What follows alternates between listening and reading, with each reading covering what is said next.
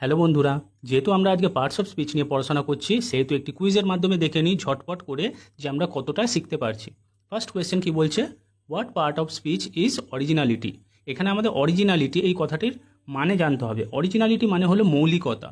মৌলিকতা কি হয়? মৌলিকতা একটি নাউন, এটি একটি অ্যাবস্ট্রাক্ট নাউন। অ্যাবস্ট্রাক্ট নাউন কেমন হতে পারে? যেমন লাভ হতে পারে, কারেজ হতে পারে, হ্যাপিনেস হতে পারে। তো এখানে এটি হবে একটি নাউনের ভাগ, অ্যাবস্ট্রাক্ট নাউন। এখানেও সেম লেখা রয়েছে। নেক্সট কোয়েশ্চেন আমাদের বলছে what parts of speech is tire in the example you tire me out? এই সেন্টেন্সে ইউ টায়ার মি আউট কথার মানে হলো তুমি আমাকে ক্লান্ত করে দাও। এখানে টায়ার আউট, মি মাঝখানে ঢুকে রয়েছে। টায়ার আউট একটি ফ্রেজাল ভার্ব, তো সেখান থেকে আমি বুঝতে পারছি এটি হবে একটি ভার্ব। নেক্সট কোয়েশ্চেনে বলছে what parts of speech is very here?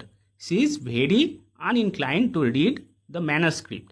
যদিও আমি ভেরি থেকেই বুঝতে পারছি ভেরি অলওয়েজ এখানে অ্যাডভার্ব হিসেবেই কাজ করে, তবুও আমি দেখে নিচ্ছি গোটা সেন্টেন্সটা মানে কি। এখানে সেন্টেন্সটা মানে হচ্ছে যে পাণ্ডুলিপিটি পড়তে তার খুব একটা আগ্রহ নেই। আনইনক্লাইন্ড, ইনক্লাইন্ড যদি মানে হতো, ইনক্লাইন্ড মানে হয় ঝোঁক বা আগ্রহী, ভেরি আনইনক্লাইন্ড মানে খুবই অনাগ্রহী, তো ভেরি এখানে আমার হয়ে যাবে অ্যাডভার্ব। নেক্সট কোয়েশ্চেনে বলছে what part of speech is friendly? এইবার এখানে কিন্তু একটা গোল করার বিষয় রয়েছে, যে আমরা জেনারেলি জানি এল ওয়াই দিয়ে যেই ওয়ার্ডগুলো থাকে সেই ওয়ার্ডগুলো বেশিরভাগ অ্যাডভার্ব হয়, কিন্তু এখানে যদি আমি এটা অ্যাডভার্ব করি সেটা